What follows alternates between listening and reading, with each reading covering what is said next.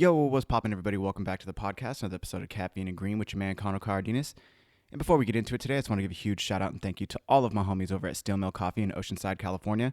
If it wasn't for them, we probably wouldn't have a place to do the podcast every single week. So thank you so much to all of my homies, Anna, Giles, Lil C, Riley, and of course, my boy Shay. And if you're ever in the neighborhood, cruise in, grab a cup of coffee, and say what up. And if you guys haven't already, head over to www.caffeineandgreenroasting.com today to check out and or get some coffee from, of course, I'm talking about the Issa Blend, which is a classic. It's dark chocolate and bold, and it's very, very good.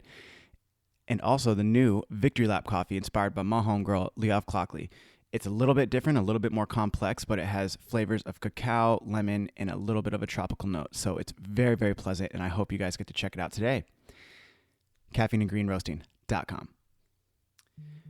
My guest today is none other than my homegirl, Laura Arango.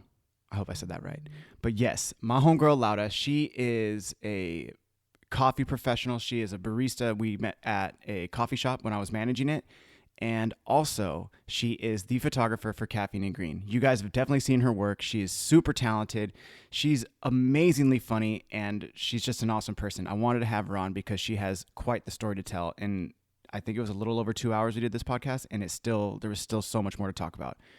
So without further ado, my homegirl, Laura Arango. It's your time to shine, homegirl. Let's go.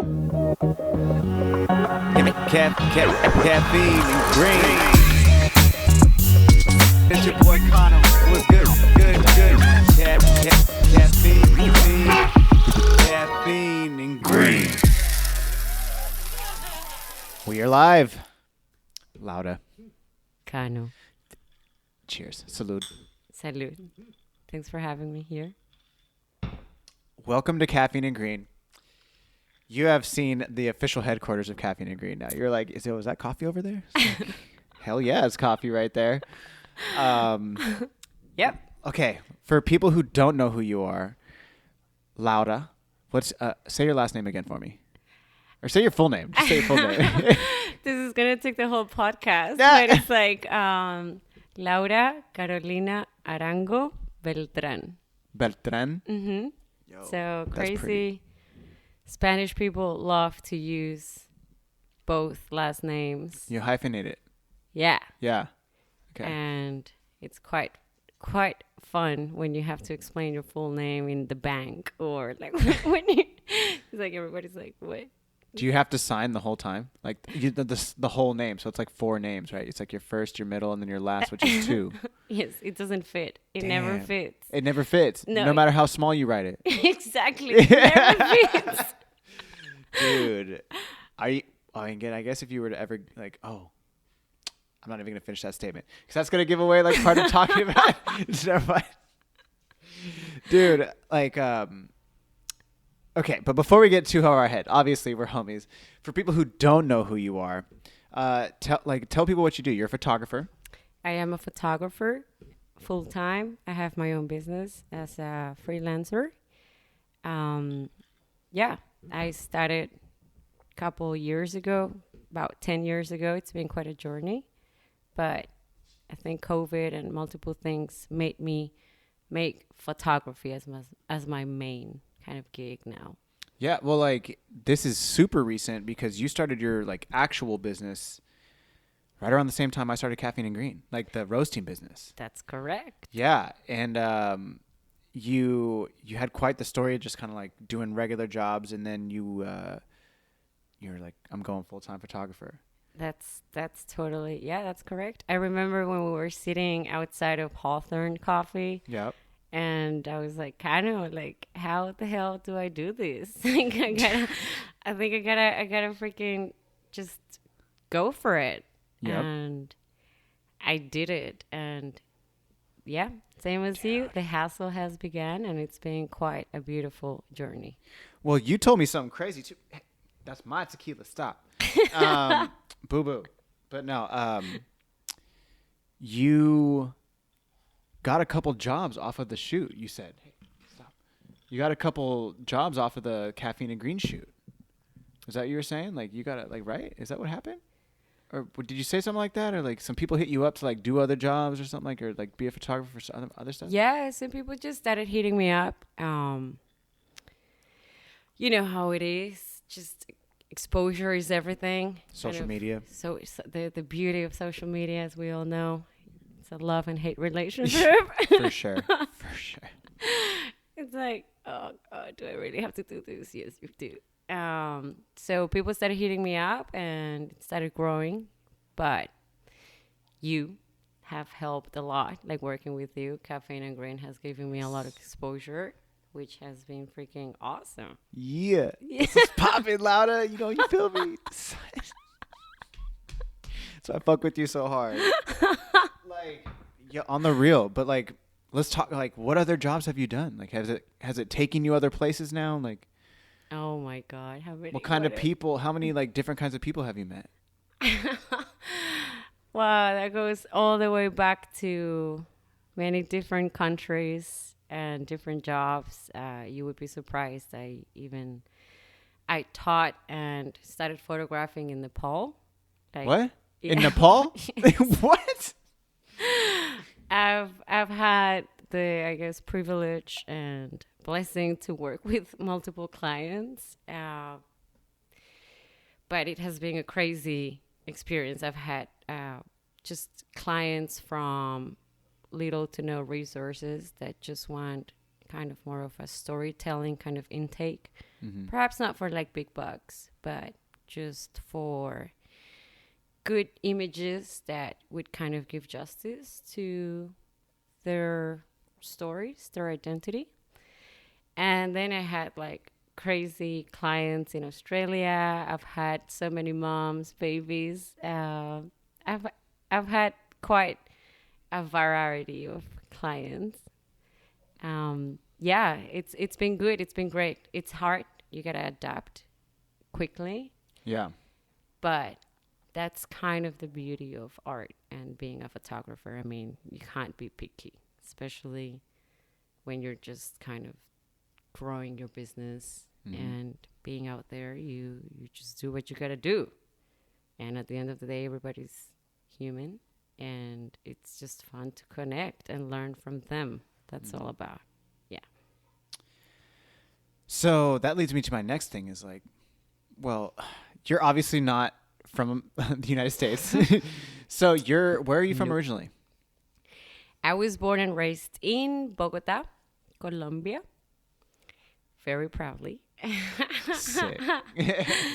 I have not a hint of American, or gradually I am becoming more American because I have vitamins every day and I have all these things that Americans tell me to do.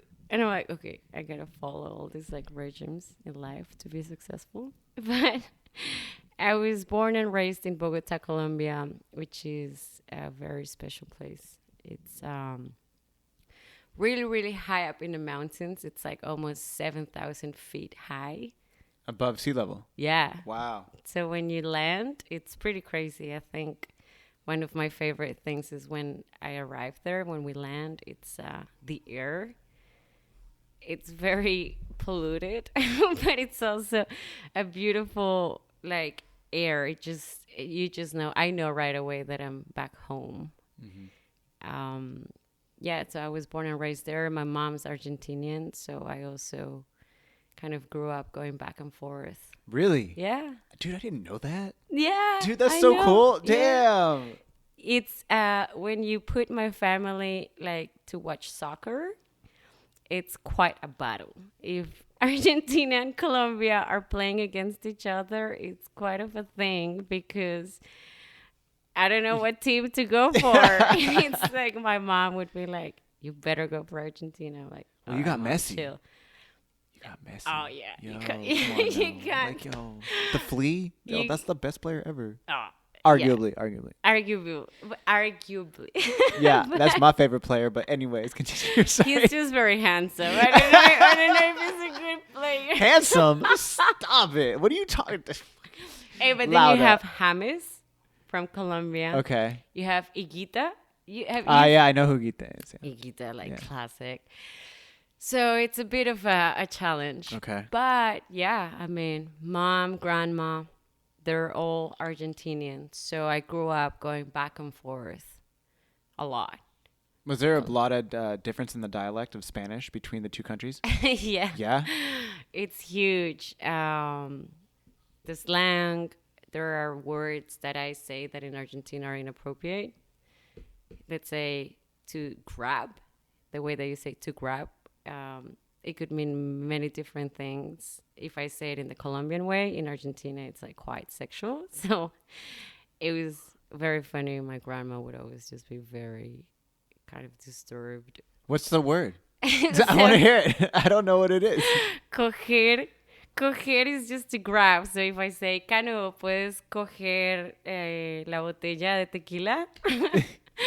It just sounds very weird. Like, it's like, whoa, what do you want to do with that bottle of tequila? It's like, yo, relax. It's just grab tequila. it. It's just tequila.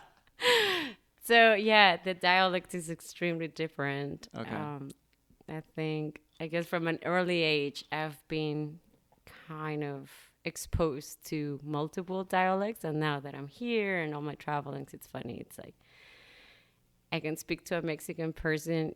We're both speaking Spanish, and we will probably not even understand each other at all. Really? Because the dialect is so different.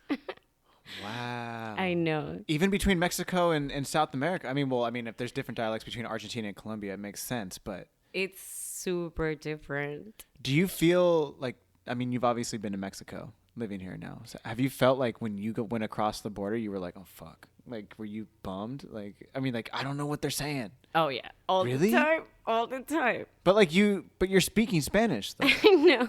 I mean, the message would come across eventually, but it would have a kind of obstacles and just a lot of eyes like, where, like ¿de dónde eres? Like, where are you from? Like, Yeah, ¿dónde eres? ¿De dónde eres? Hablas muy raro. I'm like, all right, yeah, I get it. So I'm kind of trapped in this language thing with Okay. dialects, because when I go to Mexico, it's like, I kind of sound off where you're from. And then when I'm in America, it's like, you kind of sound off. Where are you from? It's like, oh, damn it. Okay. Only when you go home to Colombia is like, yo, I'm home. Yes? Yeah, it's Yeah. a massive thing. Okay. I think it's the only time that my brain can relax and be like, I can freaking speak and they get me. It's weird. Yeah, it's weird. Well, so if that's the case, then you're in constant flux. Like you are never not learning. Essentially, your brain is always on. Yeah. Yeah. Yeah. And I feel like It's heavy.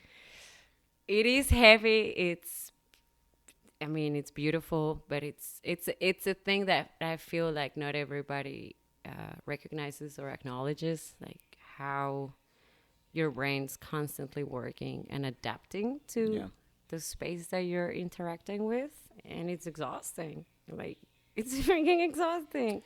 Yeah. Yeah, you're flexing the biggest brain muscle, or you're flexing the biggest muscle in your body constantly, and especially with language, you're trying to decipher language. Oh my god. So you have multiple dialects.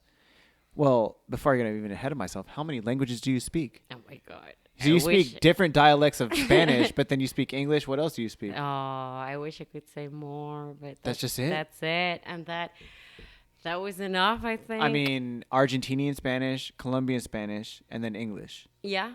Yeah. And adapting a bit to the Mexican slang, which is in San Diego, you know how handy that comes. Oh, yeah. you Dude, you just got to know some basics, yo. Just at least to get around. Like, when somebody says to me, they're like, I don't speak any Spanish, like, at all. Like, what do you mean you don't speak Spanish? Not even like, come on, donde eres? Like, I know like little things, but like, I'm an American. Like, my homie Manuel, who you did the message for, he was like, he's like, you're not Mexican, kind of thing. It's like, yo, you were born here. You don't even speak Spanish. Like, I'm not a real Mexican. Yeah, come on. What's wrong with you? Dude, hey, I'll fucking rep the flag though all day, son. Dude, I went to Mexico. I put a fucking poncho on. It says Mexico, and like one of the dudes who lived there, he was like, we were always wondering, like, who would buy that? It's like, yeah, I would buy that. I'll fucking show you after this. It's so ridiculous. Of course you would. I have a bit of I find it very interesting when I travel back there with like just people from here that are kind of like from both worlds, like a bit Mexican, a bit American, but very American. It's like, I want that. I'm like, why would you want that? It's just because it's ridiculous. It's outrageous. Because it's like the Mexican things that I've done in my family, coming from a Mexican family, like I never hung out on my mom's side. So the only extended family I've ever known is my Mexican side. So like we go to the house, like traditional Mexican house, but then also like the tamales and all that stuff. And then it's like, this is the only Mexican shit I do. Like, aww. But it's like I go to Mexico and then I see it. I'm like, yo, this is sick as fuck because it's like it reminds me of my grandmother and like my family. So it's like this is where it came from. So it's like an appreciation. That's where I'm coming from, at least. I love it. And dude, now that I'm here and I'm sitting right in front of you, I think if there's something that I believe that connects us, or that I kind of trust you and I feel connected to you, it's that side of you. The Spanish side that comes from your family and your ancestors, and that identity side, I love it. I feel sick. That's another hell of a conversation, like how you connect with people and like values. I'm very far from Colombia, doesn't matter, but at the end of the day, I feel like we drag on to how, like, the values, like when we were kids, like how we were born, what we remember, like our grandma's cooking, all of those traditions are so sick. And I feel, in all honesty, I have a bit of a hard time connecting with a lot of Americans, like fully Americans.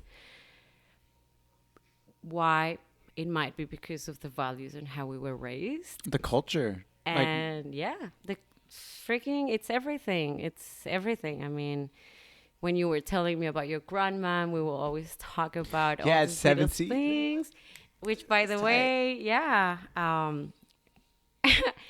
that's another, I guess, conversation. Coffee. No, finish the other part. No, finish the other part. Yeah. I'm like all over the place. Dude, no, it's totally fine. Finish that part. Yeah, no, I'm just like, I'm getting excited. Sorry, I'm getting excited. I didn't mean to break your train of thought. I'm so sorry. Dude, but no, I get excited when I talk to you because I felt the same way. Like, you came in, you're speaking Spanish, like, you're like, I don't know. Like, you're just like, yo, I got these vibes. And then, like, you'd see the photos of my grandma, and I'd show you, like, when we were making tamales and stuff. And I was like, I don't know, we vibe. Like, we might not be making, like, tamales, or, like, in Colombia, you make different things. But it's, like, the vibe of, like, I don't know, that culture of, like, yeah. I don't know what to call it. Like, in French, it's like, je ne sais quoi. Like, I don't know what to say. I don't know how to put it into words, but you understand what I'm saying, though, right? International. Bilingual as fuck right now. So this is a podcast about languages. But yeah, I totally know what you mean. I think you feel me. That's what it is. I feel you. Yes. I feel, bro. And we're so different, but we're also, that's the thing. We can be so freaking different, but that's the one thing that connects us, you and I, and just people, generally speaking. Culture, traditions, the way that we were raised, I feel it has such a huge impact in our whole life. I mean, I left Colombia to go to, like, first world countries, to Australia when I was 17. So it's a reasonable early age. But you think that's a reasonable early age to leave Colombia to go to Australia at 17? Okay, I'm gonna give you context. Okay, I'm gonna give you context as to why I'm saying that. Okay, go ahead. There are people in Colombia, and this is not even, like, this is like 80% of my friends, or just people that I know, they stay with their parents until they're at least 35 years old or 40. They just live with their parents. It's 35 just a cult. 40? Swear to God, I'm not even freaking. I'm not gonna say name, guys. I'm not saying names. Roberto, you know that. Swear But I mean, it's just a freaking cultural thing. It's a very different thing than in America or in Australia, where you guys are independent. Like you guys are God. Like your Yo, son, parents I'm are out. like, you gotta freaking like you gotta fucking like bring money back. You gotta do something. Yeah. Like it doesn't work that way. It's almost a privilege, and I think that it's considered as very bold and like freaking crazy. It's like you're gonna move when you're 17. Why? Like, what's wrong with you? It's interesting. Damn. Nobody does that. It's very rare that you would like move out when you're 17. What was your motivation? Wow. What was my motivation? I think I was getting into a lot of trouble in Colombia. I think I was not surrounded by the right people. Always just like in the wrong places with the wrong people. And my mom and dad, I remember once just looking at me like, you're a very intelligent and talented person, but this place is almost sucking you up. It's Like sucking the life out of you. Mm-hmm. Yeah. And I'm a very, very stubborn and strong-willed person, and I always need more. It's just embedded in my system. And I said, it's so funny because I always hated English class. I hated America. What? I hated every time that when I was in school. It was like, I would not go to move to the US. I'm not going to learn English. It's Whoa. what we've been meant to, do, or like this capitalist or imperialist place. I'm not going to fit into that because I was quite of a rebel when I was 17. I had literally kind of all my head shaved, like, well, half my head shaved. I'm not surprised. A little rebel cookie. Okay. And how funny life is that I was fighting against all these things and pushing towards a different direction. And my dad say, okay, Miss Smartass, you don't want to do this, but you want to move forward. You know that you have to learn English. Like, these are the things that you need to move forward in life, to just grow. And I think that became almost like a challenge to prove to him and to me that I wanted more in life, and that I needed to learn English, and that I needed to almost be a bit more humble and like low, like just put my head down and kind of, seek out for other things. And that's why I left. I think I felt stuck. Even that early, at 17. I know. I mean, dude, you're not even 18. You weren't even a legal adult. I wasn't a legal adult. You're a teenager. I know. And you already knew you needed more. Yeah. I knew that. Necesitas más. Sí, necesitaba más.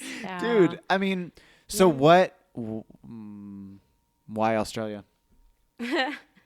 Why not America right off the bat? You just jumped the gun on that one. It's just like you went all the way east. You didn't even go west. You went the opposite direction. My parents picked the furthest part of in the map. Just like, okay, this is where she's going. So she. Oh, your parents sent you there. No, I'm just joking. Oh, I was about to be like, what? Yo, this story's not adding up. Quit playing. No, fun fact is, and I hope that my brother will listen to this. Hola, Charlie. My older brother, he lives in Sydney. He's 7 years older than I am. He moved there before I did, obviously. He was living there. And when I started with this conversation in my head and everything, that I needed more, that I felt I just didn't want to. In Colombia, it's like you freaking study, you get married, you get a house with your husband, you have a kid, and it's just so linear. And I just feel like I didn't want that life. And so I wanted more. So again, back to that. When I decided to just leave, the easiest bet was to go to live with my brother, like to live where my brother was. Fun fact is, and I'm not kidding, when my brother left to Sydney, my mom had no idea where my brother was going. And then she looked at a map and she was like, where the fuck are we sending our son? Like, I don't know. She didn't know where Australia was? No. Whoa. Or I think she just, I don't think she knew how far it was. And she's like, what the fuck are we doing? Yeah, and my he's dad going. was like, yeah, it's far. He's gone. It's fine.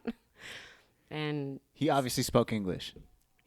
not at the time when he moved. No. He moved when he was 16. So I think we're 16? Yes. God damn. Y'all start early in your family. I know. Nobody does that. So like, yo. I think we're like the kind of weirdos. 16 y 17. 16 y 17. But Sydney was mostly because of my brother. I think it was a decision of you might as well be together. And tackle a big problem together. Yeah. For my brother was very exciting and very freaking terrifying. Can you imagine? Like, like, dude, I know. Your little sister's just arriving to the other side of the world, and you kind of have to. Did he speak English? Did he speak English by that point? I spoke better at that point. Yes, he did. Did it was like learn on like trial by error? Like he would just on the spot, learn English.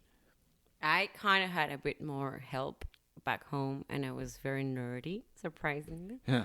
I studied a lot. That doesn't surprise me at all. Really? No, hell no. Really? You can't make it as far as you've made it in life without being a little bit nerdy. And I say this in the sense that like you had to have been smart enough to know. I mean, dude, obviously, you left at 17. You're smart enough to know, like, yo, you got to play the game. You figured out the game early. Yeah, you might have hated it, but like you figured out the game and now you got to get farther. Dude, thank you. You feel me? So come on. Thank you. I did. I see you. I see you, Lana. Don't even trip, girl. Don't even trip. I see you. Anyways, continue. Sorry. I didn't even know where I was. But yeah, I was asking you about your brother if he knew English. He knew English at that point when I moved there, but I've always been. Sorry, Charlie. I've always been the nerdy cookie. I picked it up quicker than him, and up until today, I speak better than him. I'm like, why do you make so many mistakes in English? It's like, shut up, Laura. Damn. Did that motivate him to get better? Yeah, I think so. See. But there's things in life that he's a sound engineer, and I respect him for that.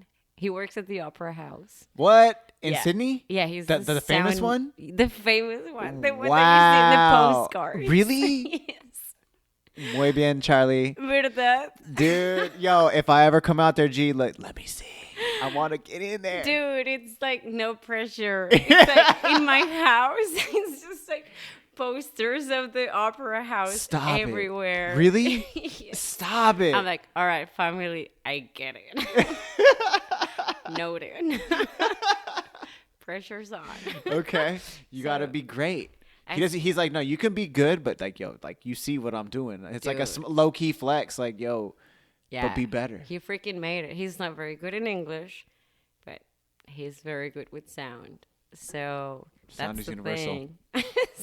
Sound is universal. That's all he needs. So yeah, I mean, that's why Australia, basically. Okay. Mm-hmm. So you go to Australia. What happens while you're in Australia? You're 17. You said you're 30. I mean, shit. I'm so. I hope that doesn't offend. I told you how old you are. But okay, so like 17, you go to Australia. How long are you in Australia for before you come to the States? I was in Australia for 12 years. 12 years? Yes. I did not know this either. Okay. That's the fucking whole life. I know. What happened in Australia? Oh my God. What didn't happen in Australia? What happened in Australia stays in Australia. Stop playing with me right now. Is that where coffee started for you? How about that? Yeah. Okay. That's actually a cool conversation to have because yes, even though I'm Colombian and I think I've drinking coffee since I was 8 or 9, who knows? My mom thought that I was a freak, but I've always loved coffee. My passion, my skill, my craft, my almost like my devotion to coffee started in Sydney, in Australia, where surprisingly they have it very well crafted. How their interest for coffee began, it's actually a thing that I don't know yet. I I actually should have like yeah, I should look into that because I don't know what's the connection. I mean, they outsource mostly from Africa, South America, Central America, like nowhere like nearby that Yeah. I'm like, why the fuck are you so interested in coffee? Like, how did this happen? But it did, and kind of like you would have like health benefits, like Yeah, you they take would. care of their people out there. It's a career. It's a full time career. Like it, people study to be a barista, which I thought it was pretty rad. And I would never forget my local coffees were like, I don't know, 10 people behind machines, just like doing these dances basically. Just one Dances? pulling the shots. I don't like it was just like a dance, like a choreography. Like some like there's people just pulling shots. There's people just like frothing the milk, taking orders. I don't know, like a structure that I've never seen in my life before. Just so elegant and professional, and just so busy. Like That's so sick. coffee shops that are like insanely busy, and it's not like one person hustling, just like a freaking whole system It's an around orchestra. it. It's an orchestra. Like, yeah. And I thought it was beautiful. I was like, what? Who are these people? And they would all be like super dressed up, like just nice, elegant. I don't know. You get dressed up there. Yeah, You wear like a suit or like. not a suit, but like button up shirt and like a beautiful apron. Like button, like you're elegant, and everybody looks the same. Like black button up shirt Really? with yeah, Wow. and just so I don't know if that's a word, schmick. I always say that Chic? chic, Is it like a. Wait, what word? What's your word? schmick. Schmick? Maybe that's an It's like Australian chic. word. What is the word you're saying? What describe the word you're saying? Neat, I guess. Like a neat, Uh-huh. like clean, Clean, very clean look. just clean cut, just so gorgeous. Damn. Almost like a whiskey It sounds poetic. bar. Oh, a whiskey bar. Oh, so like more of like a bartender, like a But like coffee. a speakeasy. Yeah, but Okay. coffee, just coffee. And Okay. I remember just looking at those people serving this coffee from Colombia. I'm like, fuck, wait a minute. That's where I'm from. And you're pouring me this beautiful, like, art thing. Yeah. Like, what? Like, who are you? What the hell? Sick. And that's where I became so intrigued. Sick. Like, you're using a product that belongs to where I come from, and I'm so far from it, and I've moved so far from it, and yet you're creating this the most delicious thing ever. Who are you? Why? I don't know. And Who are you and why? Who are you? And that was cool. That's how it started. Sick. I started being very curious and knocking on doors and getting kind of internships or practice with them. And I developed my craft with coffee shops that were super cool. What was your first coffee shop? What was the name of it? It's called, this is the biggest one. It's called Campos. Campos. Mm-hmm. Okay. That's where you learned like latte art, like kind of steamy milk, pulling That was shots. my favorite. I learned my craft in actually just a small coffee shop called Bermuda.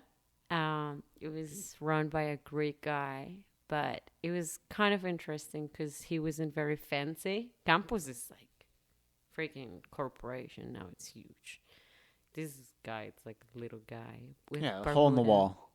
Yeah. But dude, it's the best coffee I've ever had ever. Does he roast it? He roasted himself? He didn't. It was this old guy called Ray who just had like a little roaster back in his garage, and he would do this Arabica.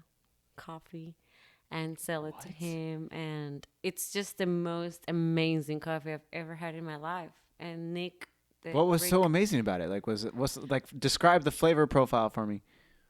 Oh, is this a test? No, come on. I know you know. Come on now. No. This reminds me of cool memories at 7-6. Yeah? Yeah. 7 a.m. kind of asking me, describe all the flavor notes. I'm like half awake. Like, kind of, what? I don't know. That's what I told you though. Like when we'd cup, I'd be like, "This is when your palate is most active right now. Like, we need to taste the coffee right now, right fucking." I'm like, I'm not awake. We'll throw on some lo-fi beats. Like, yo, let's do this. You feel me though? Come on now. I did. Come on. We will play Bad Bunny. We play Bad Bunny, like, and then it will give you all the profiles that you needed. Stop. You know what though? Like, I think at 7Cs, I think if we were to do it again, like if we were to run it back, ever to do some coffee stuff, like, yo, even when the person I was at 7Cs when we first met, I'm like, I'm nowhere near that person anymore personally, because you met me at a really crazy time in my life, so you saw a transition. Mm-hmm. Hopefully for the better, and I've definitely tried to work on it for the better. But I mean, Leov definitely pointed it out to me. She was like, "Dude, you used to be." She's like, "You're a lot nicer now," and I was like, "Tight, thanks." But I think now, like, it would be more fun. Like, I think I was definitely like on a little bit of a high horse at some point. Like, yeah, like I was like, you need to know what these taste like. But then now it's just like, dude, it's just fucking coffee. Relax. Relax.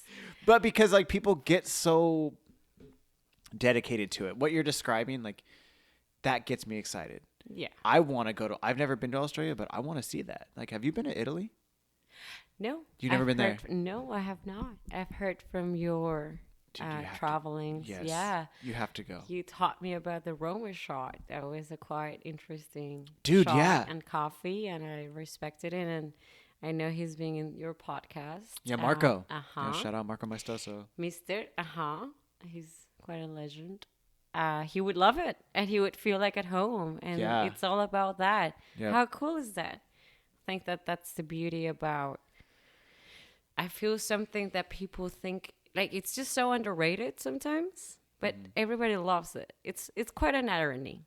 Because everybody freaking, I mean, who doesn't have a cup of coffee in the morning or doesn't like coffee? If you don't, honestly, I'm quite not interested in knowing you. I mean, we all love a cup of coffee. Yep.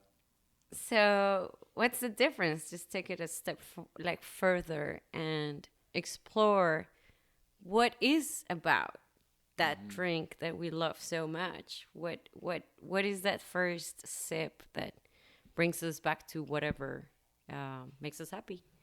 And I would always remember my Stoso going for that Roma shot. Dude, always the Roma shot. Always the Roma shot. We talked about that on his last podcast. It was like, dude, had I not gone to Italy, between meeting him and then the time when I actually did that coffee, I don't think I would have had that relationship I have with him now. Like, even the coffee thing. And he was like, dude, no, straight 100%. Like, he was all, I'm glad you went because you understand. Mm-hmm. But it was like, you can make this. You can replicate it easy, but you can also do it with some style and like make it taste good. Mm-hmm. But it's all about pleasing the customer and pleasing the person that they request something of you. It's like a chef, right? Like, I mean, that's like poeticizing it almost, but they're requesting something of you. And it's like, I think as a roaster, if a client says to you, hey, I know you know how to do this, give me that. Mm-hmm. And that's how you're making your living. That's your responsibility to do that and make them happy. I mean, personally, that's how I see it, at least, because you are doing a craft. You are giving them something, and I'm willing to adapt with these chefs or whoever wants it that way. Yeah, I mean, I think I mean, especially too. But I mean, it might be a little bit different for you, I guess, when you're doing like photography, because they're coming to you for your style and what you're bringing to the table, or do you try Mm-hmm. to maybe Mm-hmm. meet them halfway and like give them something that they want, maybe, or That's a great point. I think very, very well known photographers, there's just no questions asked. You know why you chose that person because it's all about trusting that style, trusting that process. That's why you pick a photographer. I feel if you are perhaps 50, I don't know, super reputable person, photographer, there's just no questions asked. This is your style. This is your almost landmark. In my point right now, I feel that I've worked really hard to craft my identity, so it's not negotiable. If you want something brighter or different, then that's not me. I'm quite rustic, mm-hmm. quite candid, quite. You create a mood.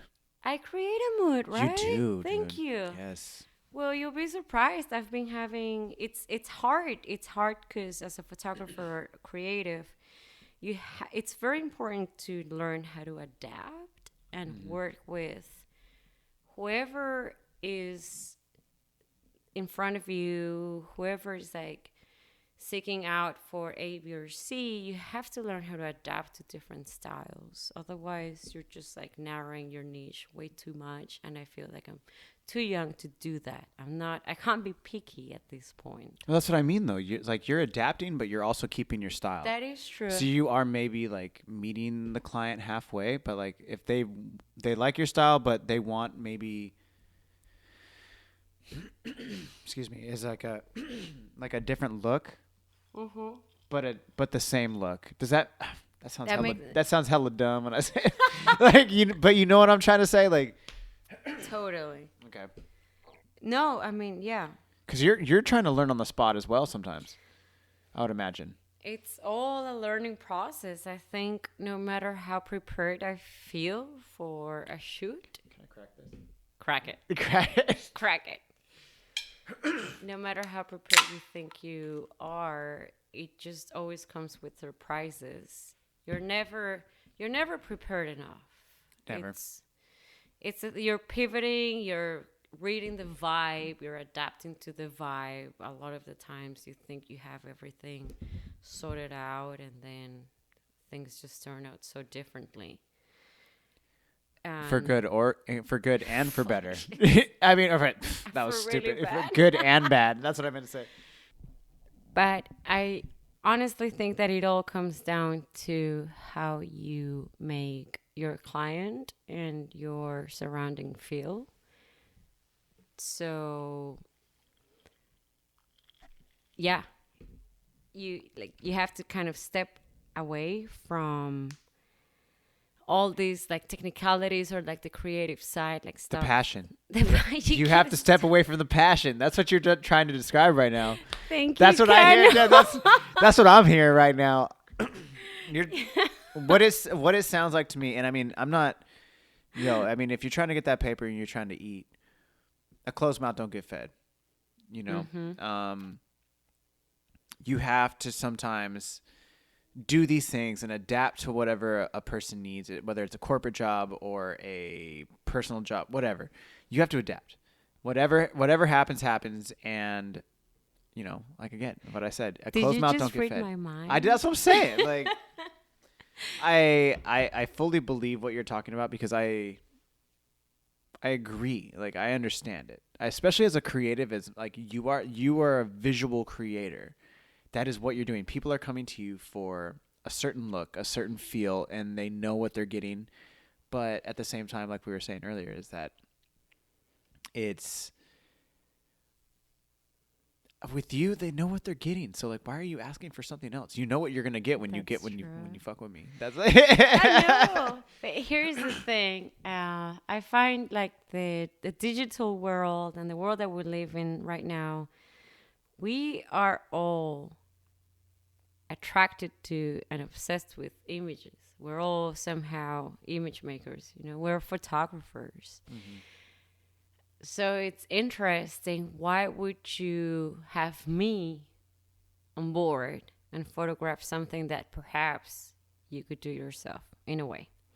So it's interesting because then it plays to the fact that it's a technical aspect that comes in place, but also the creative and the passion, and this some sort of magic that you can create as a professional photographer that perhaps your iPhone or the filters on Instagram cannot replicate. Mm-hmm. So or me as a photographer, I play with those factors all the time. I have to accommodate to my client. I need to know, and this is for one very, very important, I need to know their needs, their wants, and then I need to grab those, because I'm listening to them, I grab those things into consideration and create something that I can do with my own magic. And then you have in that kind of scenario the creative aspect and the technical aspect that can create something that your iPhone or nothing can replicate. That's the beauty, I think, of a professional photographer or what I do myself. It's kind of hard to speak about me. No, it's tight because I've seen you in action, which is, I think, something that is very unique because I've seen you almost on both sides of what we've talked about, like the coffee aspect and your professional aspect. When we started off working at Seven Seas together, I interviewed you for your job interview, which was crazy. And then we hired you, and excuse me, jeez Louise, I interviewed you, and then like we started just doing the whole cafe thing and like cup beans and so forth. And you would always do your little espresso swirl. I still to this day. To this day, you can't. I can't do replicate that, and that's my little signature. Dude, that's your signature for sure. Dude, you got the touch. You got the golden touch. But that's what it is. I mean, like I seen you in that, and then I honestly don't remember now why I hit you up. I just know that I was like, I seen your photos, and I was like, I want you to do the first photo shoot for Caffeine and Green. And then that was it. And so I've seen you do that. You've done the photo shoot with me and the ladies and Shay at the house in Little Italy a couple weeks back. Yeah, that was sick. It was such a unique experience, and it was so buttery. I loved it. It was sick. The ladies were turning up. It was so funny. I've been telling people about like, they're like, how was the shoot? I was like, dude, there was this one moment where you were coming down from like the upstairs and I was downstairs with Ray Ray, and I was like, yo, what's popping up there? And you were like, the girls are getting crazy. They're feeling themselves. And like, yo, I was making drinks for them, and then I walked up and I just see like Leov is, I don't know what the fuck Leov was doing, but like Tyler's like yelling at Leov to do something, and like Cass is on like the corner of the bed like twerking. Practically. There was a lot of twerking that night. I gotta say that I was quite entertained with the twerking, perhaps very distracted and maybe creatively inspired. Whoa, okay. Fucking ladies, dude. Oh, that was so cool. I just walked up and I was just like, ladies, here's your drinks. And I just turned around and walked away. I was like, Jesus Christ. Like, I don't even know what's going on up here right now. And it was so ridiculous. But then, everybody was turning up and everybody was having a good time. Yep. And you created again. Like, you did the first time, you did it again the second time. It was... Dude, thank you. Yeah, it was vibes. I mean, it's so crazy because being a creative business owner, having your own kind of thing, you have to not only know your craft, but also know how to be out there and learn all these algorithms and like freaking Google Ads, like all of these things that would kind of get you to the audience, to the right audience. So there's multiple things. I feel I'm very good at my craft, but I've had to learn how to actually appeal or reach out to the people that I want to work with. So there's so many different like things in place that I'm still kind of figuring it out. But what I really appreciate about working with you, and I think that I love about being a photographer and a creative, just a freelancer, I'm not making like huge bucks, but I work with clients that just trust me and have just so much freaking genuinity and passion for their own business that I can tackle, like I can attach myself to that passion and just capture it. And I think that's awesome. I haven't figured out how to make like freaking fortune. Perhaps Well, not yet. Not yet. Not yet. In time. But I guess I don't know if you've ever thought about what would you leave as like when you die, you know? Like Yeah. what would be your freaking mark? Like what would be something that people remember you for? Perhaps not your freaking savings or anything. I always think about this. I don't know if you ever No, think I'm about down. this. Let's I talk always about think this. Let's all talk the about time. this. I'm so down. Because honestly, yeah, as a creative photographer that just decided to do this full time, and I've worked for big production companies that focus only in commercial products that pay like freaking big bucks, or just smaller business things. I've had both worlds and I'm figuring it all out. But my heart and my soul always just gets drawn to the heart and the intention and the purpose. And there's just something about working with you now that I'm with you. And just people that believe in what they're doing and they're putting their heart and souls into that there's just no question for me to just enter into that space and I just don't even have to freaking try to do my job. I just blend in and capture whatever is going on. And that's so cool. And Leah, I hope that you got this far in the podcast. Dude, she for sure is going to listen to this. Otherwise, skip it. But Leah, freaking awesome fucking woman. Like, she was very, very nice after I had a long days with commercial photography and in settings that they're not quite my jam. And she was like, if there's something that I want you to know is that you make everybody feel so freaking comfortable, and yes, the essence is there, but you have this freaking gift to capture the essence of it. Like you have it. I mean, it's not an iPhone photo. I don't know what the fuck you do, but thank you for making us all feel very comfortable. And I was like, oh, that's all I needed. I don't know. I don't know what I would leave when I die. You know what I mean? Like, Yeah. I don't know what's my creative path, but I strongly think that we are all photographers, creators. You're a freaking master in video. Roasting. Oh. And but you put your heart and soul, and I think that's why I like working with you. Fuck yeah. Because there's just a trait that you just can't fake. Dude. You can't. Nah, that's... I mean, No. yeah, you just got to... Being real is the only thing I know how to do. Like, honest to God, like, yeah, I definitely know I piss a lot of people off for sure. But, like, at the same time, like... That's true. Yeah, no, 100%. And, like, I accept that. I accept that about myself. But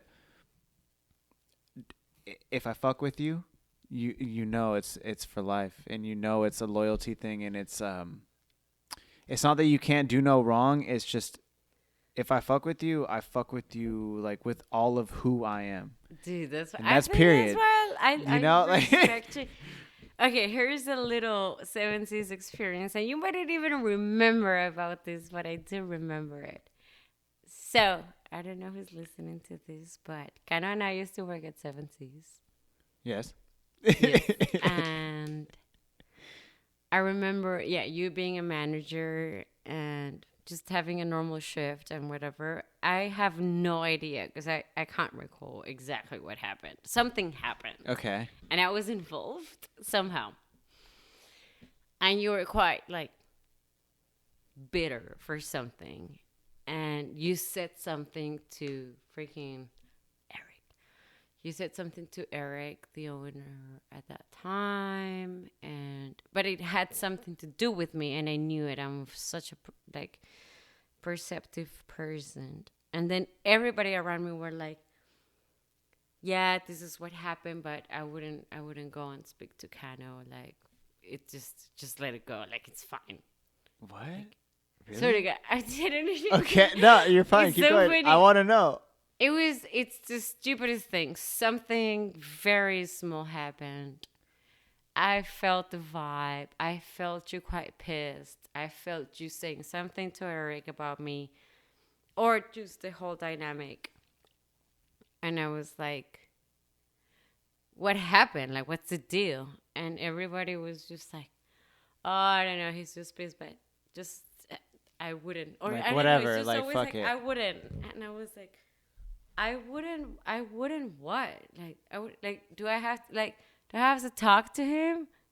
Like, Yeah. I don't, it sounds so silly, but No. Keep going. I want to know. it was kind of an interesting thing because it's like, Did you talk to me? yes, it was awesome. To- Like, you were just like, you finished lunch with Eric, and then I just like walked there. And I was like, do you have a minute? And he's like, yeah, what's up? And I was like, well, and I sit down. So, yeah, what's up? Well, this is what I just heard. Like, what happened this morning? And yeah, I don't know. You're like, oh, you were quite like surprised that I kind of came forward. Yeah, and, that you like asked me what was popping. Yeah. Yeah, and it was awesome. You're like, what's popping? But this is what's popping. And it's okay. Like, I don't give a shit that I'm sitting, Nah. But nobody I would want you to ever- fucking talk to me. I Like, know, that's but what's up. I don't get why. This is the thing, and this is why I respect you. I mean, things are just, you have to just talk. It's Yo, fucking- if you can hear a hearsay shit, but like, I'm all about if there's something up, come and fucking talk to me. I'm right here. If I'm gonna honestly tell you if there's a problem, I will fucking tell you there's a Dude, problem. I will say like, yo, I'm not feeling this. I didn't like how you did this or whatever. But like, the And fact that it's- you come up to me, I don't remember that.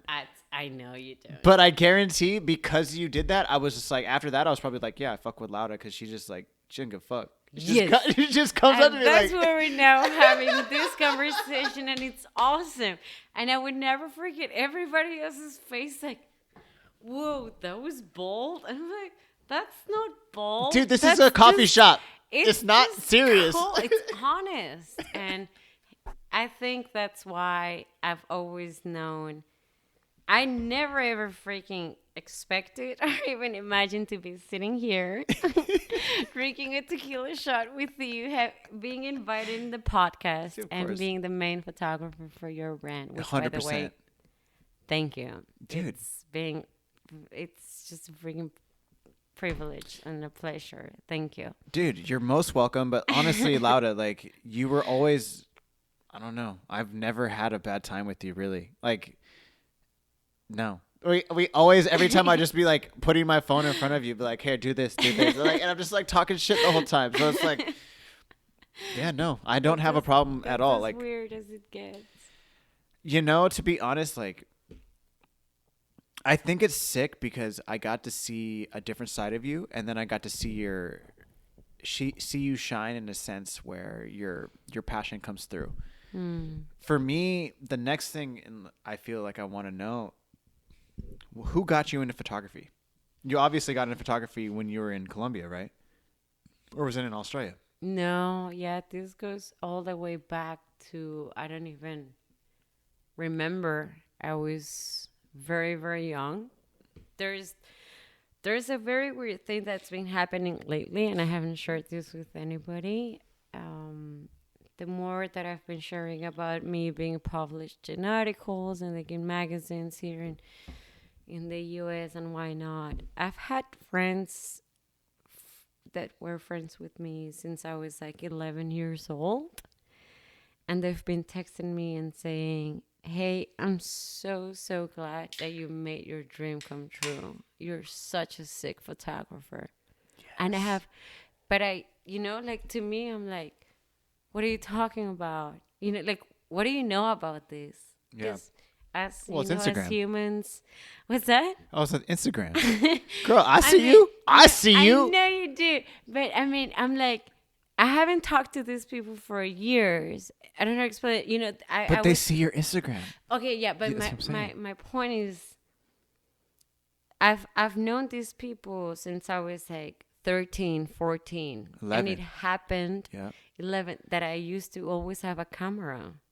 And I would always be taking photos. You were shooting photos of them. Yes, of everything. And everything and everyone. And they remember me for that. They're your OGs. You're like original gangsters. Yeah, like your OGs. I was the one documenting all the fucking shenanigans all the time. Sick. And I don't have a recollection to that. You don't remember at all? I mean, now if I go back, it makes sense. But those things, like if I ask you right now what brought you to coffee, you gotta go all the way back. And there's so many people that would say, Kano, this all made sense when you were so perhaps young and you had no idea that this was going to be a thing. Dude, you know what's weird though? Like, I did know. You did? I did. You did? I did. I always knew I was going to be in coffee. Really? I remember the exact moment where I fell in love with coffee. It was making a cup of coffee for my mom. Straight up. I've talked about this on the podcast before. I swear to God. It was my mom taught me how to make her coffee. And then you tell me this story, but I can't wait to hear it. No, again. I mean the super summed up version, but like she had taught me how to make her coffee, one like equal, and then like some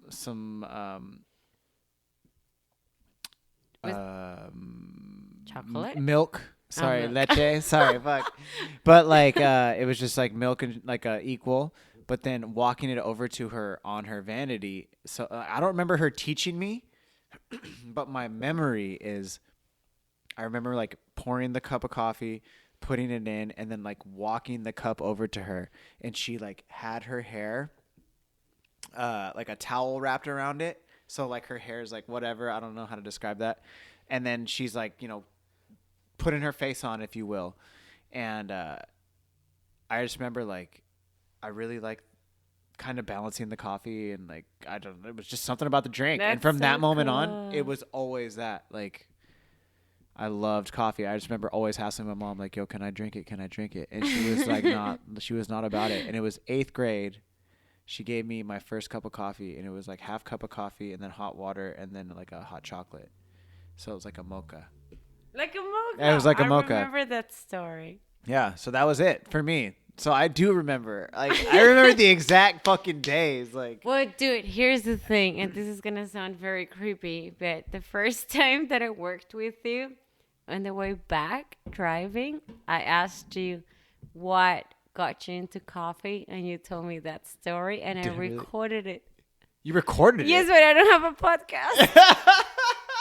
Wait, you have that story on your phone or what? Wow. Yes. Yo, that's kind of sketchy. I know. Don't sue me. Hey, but I'm fine. I don't care. But as long, man, at least it's consistent. Yeah. I had, as creatives, I wanted to do all these like projects with that story.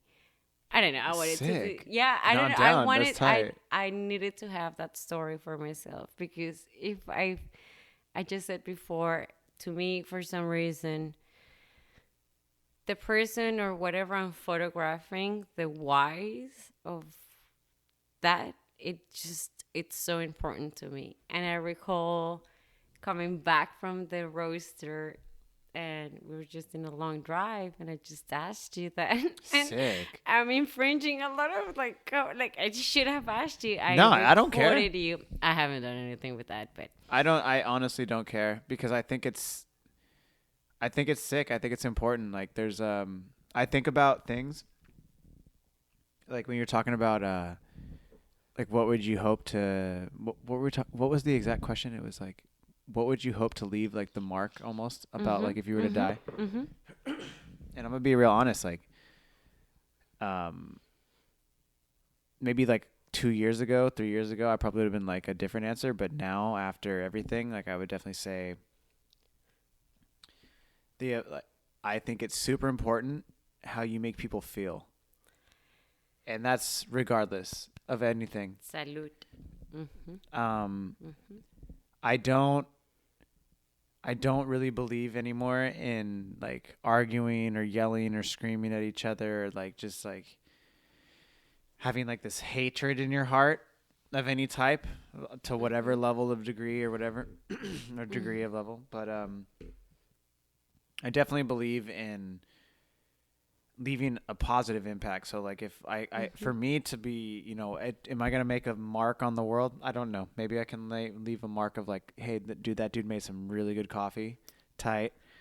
But I love that. First and foremost, it's like I want to be sure that like, yo, if somebody were to turn up, like I definitely don't want like a mourning funeral for sure. I definitely want like a like a turn up. Like I want like some Mac Dre. There's definitely gonna be some E40. Tell me when to go on this. You know, there's gonna be a turn up. Like I want people to like smoke some weed, drink some tequila, fucking have fun. Yeah, have fun and like Celebrate turn life. up. Like fuck it. Like that's what I want.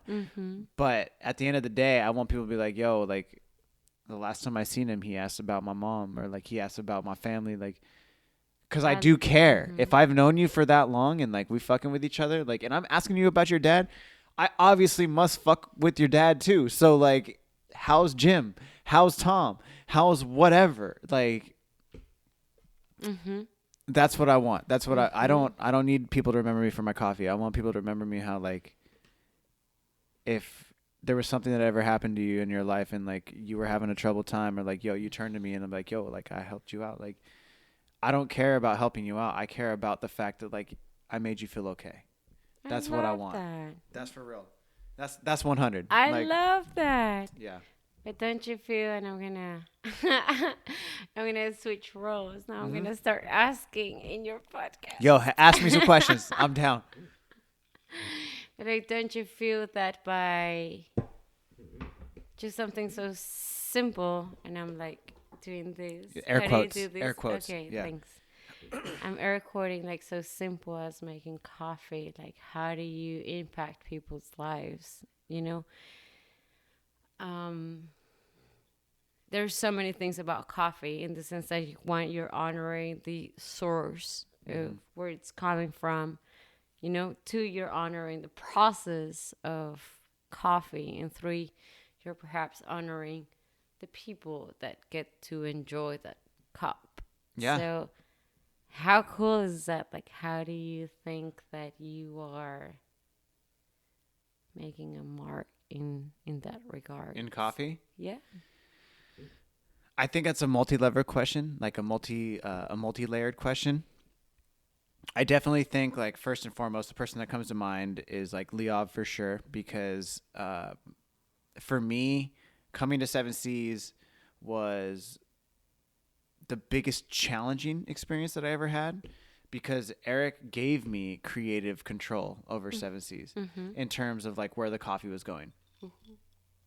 That being said, and I've talked about this on the podcast before and like also to Liav and Cass, but it's like there was a day Liav just kind of like told me that my coffees all kind of tasted the same. I heard that. Yeah. I heard that. And I fucking kind of got like super aggro about it, to put it really simply. And ironically, we had a cupping that day that we were going to go to, and I was driving us, and like I felt super bad, so I apologized to her for kind of overreacting, I should say. And because we went to this cupping. We chose a coffee that was super complex, that was super diverse, and out of the norm, if you will, especially for Seven Seeds at that time, and for me as a roaster. And it hasn't stopped. You know, she has been a very pivotal part in Caffeine and Green in terms of like the coffee. 100%. She's been the person that's helped me with a lot of things. So that being said, I mean, and like, how do I feel like I'm leaving a mark? It's like, yo, I'm being challenged by one of my best friends to make a coffee that might not be aesthetically pleasing, but mouthfeel and like it, you know, it, like if somebody were to look at the flavor profile for the coffee, it's not there, but you taste it and you're like, yo, this is fire. Like, because somebody who might think differently than you challenges you to be better, and then you rise to the occasion. So I think on that aspect, like, yeah, like my mark is being left is that like my friends and my closest circle of people consistently challenge me to be better. And because of that, I'm able to produce a product that people will, you know, hit me up and like, yo, dude, like this coffee's insane, or like this, that, and this. But then it's the same thing it's I hear this and I don't really take full credit for myself, because even though I produced it and I made it happen, if it wasn't for the people who I surround myself with, I don't know if I'd be able to step outside of my own head, my own box, and really challenge myself to be better. And so like, that's why like you, dude, you are, I mean, like you keep sending praise over this way about like Caffeine and Green, but like I send it back to you because you are part of that equation. Like you, Leov, Tyler, Kaz, like you're my girls. Like you guys like challenge me to be better and to continue to push and to do these things that are definitely outside of my comfort level, with no doubt in my brain, like at all. But a rising tide raises all ships. I love that. That's a really good term. Yes. It is. And I see you, and I know you see me, and then like, I know, that's what's so cool, dude, we came together, and it's like I really fuck with all the people that like that I you know, as time has passed, the more and more I think about me leaving Seven Seas, it was like the best thing that ever happened. Oh my God. Because it led to so many other things, and but at the same time, it really introduced me to all of you. You, Leov, Josh, Mel, Jairus, like people that were after you and before you, Ryan Mallory, everybody, like, hi. I met so many amazing people through that. So it's like the more and more as time passes, the more and more like I'm almost appreciative as opposed to like salty. You know what I'm saying? You feel me? Like Thanks, Seven Seas, for all of these, dude. And thank you. that's on a real tip. Like I'm not blowing smoke. Like things might not have ended as peachy as they could have, but the overall experience was second to none, and I wouldn't change it for the fucking world at all, ever, ever, ever, ever. 100%. I agree. I'm not gonna get it more into that like little fluffy thing, because I agree with you 100%. I just think that what's very cool about life and just the craziness about life, it's that you and I, like Leah, we all connected for a particular like good, like the same purpose in a way. But then I don't know how to explain it. Like you have like a big corporation, like you have like all of these different factors that are coming into place with your one and thing passion. But then when you like detangle those things, like when you like take all of like strip it down into like what the core is, it's what I like we all represent and what we all are, and it's just freaking genuine, passionate, just fucking cool, down to earth people Yeah. that don't care about anything besides doing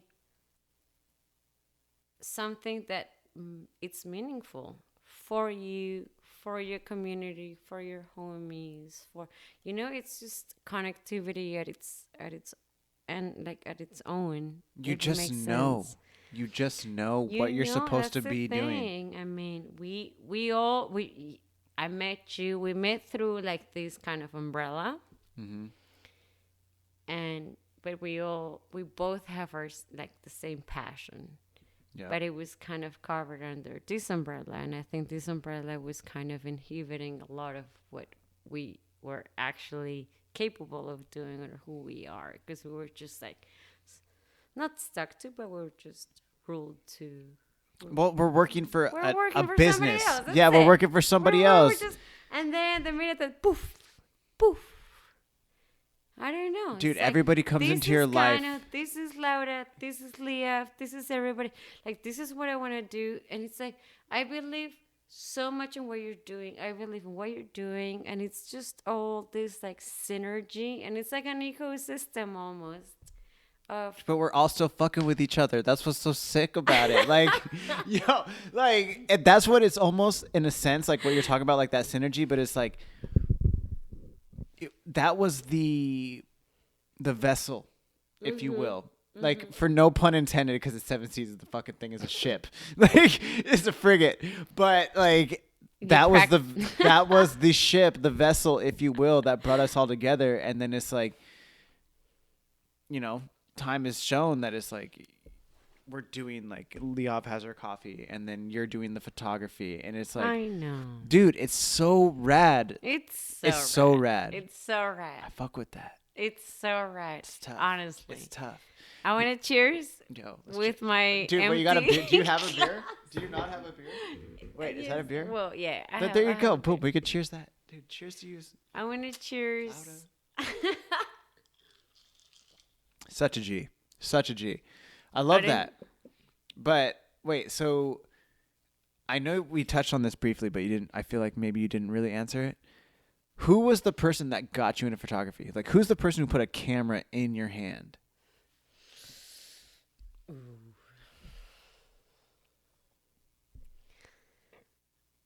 Like day one, there's a camera, and you're like, "Yo, how do you use this thing?" Okay. So obviously, I'm not gonna bore you all the way back. It seems that No, bore me. Like, no, tell me the it's first simple. person. I have no idea, but the other day I saw a photo of me when I was like 5 or something, like right in front of my mom and dad, and I had a fucking film camera, but it was like a Barbie film camera, but it was a film camera, and I was just like, I mean, just the cover, Okay. like the whole case was pink and like with Barbie stickers, and it doesn't fucking give a shit. But it was a film. It was a film camera, and I was like 6 or something in front of my mom and dad, and I was just standing so proudly in front Like, you're of like, tough. yeah, with my camera, just like my Barbie camera. So that's a big question mark as to how I got that How you got that? Barbie Okay. camera. So we move forward many, many years later. I went to Sydney, and then my brother, he is actually a very good photographer, but he's mostly just like a, how do you say, aficionado, like a, just does it. He appreciates it. Like, Yeah, he appreciates it. he could shoot good photos, but he's not tripping I off always it. said this. I'm sorry, I'm gonna say it now. He's got the money, but not the time or talent. So Ooh. I'm kidding. Ooh. I love you. Damn, But he hate. bought this like crazy equipment, and he would never use it. And then I went to Sydney, and then I somehow saw this camera, and they're like, "What is this? It's just like unused." I knew my brother had like a bit of interest in photography and skill, but never quite got into it at all. And I seriously have no idea who influenced me. I think I come from my family was just taking photo. My dad was a good photographer. brother was a good photographer. Nobody took it quite seriously. It's just a gift. It was just like they would just buy equipment and then I just grabbed it and I just make use of it. Damn. But the cool thing was once my first relationship, I broke up. Classic. The world was ending and Yep. I was 22 or something, 23. My world, that was it. And then I had like a little past, like a crush kind of thing from years ago, who was just a traveler, like this fucking German guy, whatever. And then I broke up with my Australian guy, and I was like, okay, I need something, you know? Yeah. And I was like, dude, what are you up to lately? He was always traveling, and he was like, I'm in the pole, and then I'm gonna go to India, but I'm gonna be trekking the Himalayas very soon. And I was like, I'm coming. He said, what? So you left Australia and you went to Nepal? Yeah, Whoa. Okay. for 3 months with him, just trekking mountains. And I remember that's my, I think, my highlight as a photographer, because I just had no freaking idea of anything that I was doing. I just wanted to get out. This guy was my past guy when I was 15. Fuck it. I was like, I'll meet you. And he was like, no, you're not. And I was like, here's my copy of my flight ticket. I'm coming. Yeah. And he was like, fucking shit. I grabbed my brother's camera, which was quite shitty. You're fine. Don't worry about it. It's fine.